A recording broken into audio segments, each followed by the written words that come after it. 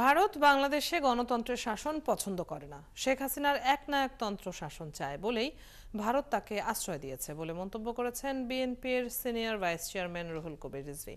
দলের স্থায়ী কমিটির সদস্য সালাউদ্দিন আহমেদ স্বীকার করেন, এস আলমের গাড়িতে চড়ে তার সংবর্ধনা নেয়ার বিষয়টি ভুল ছিল। হাবিব রহমানের প্রতিবেদন।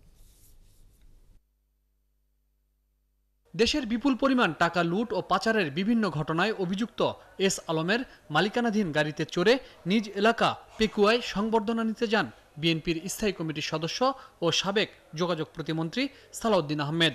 ঘটনাটি গণমাধ্যমে এলে সমালোচনা শুরু হয়।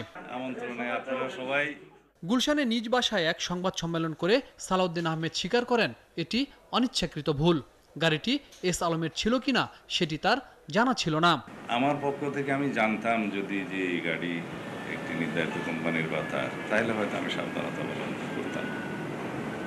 তারপরেও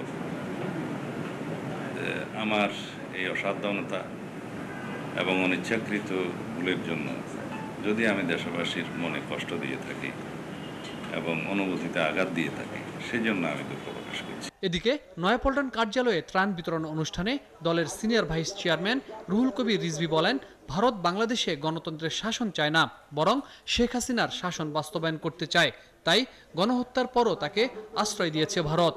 জনগণের বাঁচা মরার প্রশ্নকে আপনারা ধরাই কেয়ার করে আপনারা শেখ হাসিনাকে সমর্থন দিয়ে গেছেন। তার মানে কি, শেখ হাসিনা থাকলে ভারত তার খবরদারি করতে পারবে বাংলাদেশের উপর, এবং বাংলাদেশকে ভারত মনে করবে শেখ হাসিনা আমাদের প্রতিভূ। অতএব বাংলাদেশ তার স্বাধীন অস্তিত্বের দরকার নাই, একটাই অস্তিত্ব দরকার, শেখ হাসিনার অস্তিত্ব। এই কারণেই তাকে আপনারা সমর্থন দিয়ে গেছেন। ভারত আওয়ামী লীগকে নির্বাচনে একতরফা সমর্থন দিয়েও গণহত্যাকারী শেখ হাসিনাকে রক্ষা করতে পারেনি বলেও মন্তব্য করেন রিজভী। শেখ হাসিনার একদলীয় কর্তৃত্ববাদের। হাবিব রহমান, ৭১, ঢাকা।